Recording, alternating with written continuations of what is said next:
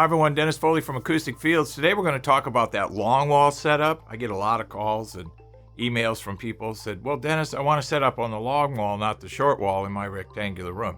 So let's look at the pros and cons of that, and maybe this will help you with some of your decisions that you have to make.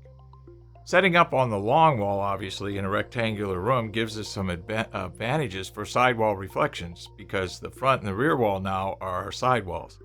So the distance is farther apart. So the beautiful thing about that is we don't have a small, short distance to work with. So we have to keep that distance as long as we can because the time signature on the reflection from the sidewalls needs distance to be managed correctly. When we're in our short walls, when we're on the front and the rear wall and it's shorter, we have less distance. So we have to manage the rates and levels of absorption, which is usually the technology we use to control the time signature.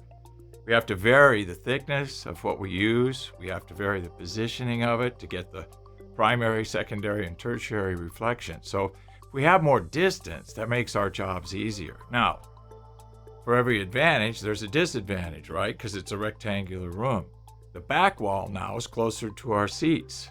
So when the back wall distance is closer, the same situation happens. We have less distance, so the amount of time we have to work with the reflection is diminished. That's why we use diffusion on the rear walls a lot of times, because it makes small rooms sound larger, manages those smaller distances in terms of reflections a lot better. So we have to be very, very careful about how we set up, and always set up based on usage. What are you going to do in the room? Not on what you think is right, not on what your opinions are, on the physics of the room matching the usage. That's the critical part. Because if you're a mix engineer, you want to be able to hear everything in the recorded sources. If you're in a playback, a two-channel listening environment, same situation occurs. You want to be able to hear everything that's in there.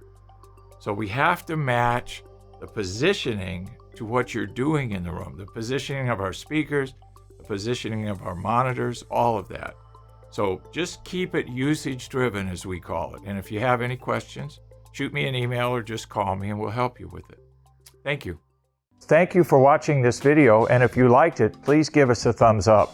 We also have a newsletter that you can subscribe to, so please do that because we offer special price discounts to only those on our newsletter. And then don't forget about our forum. We have started a forum on our own website where people ask questions, and I usually get a chance every couple days to look at it. There's an interchange between people on the forum, and we'll give you real answers on a regular basis, so that'll help you. Thank you.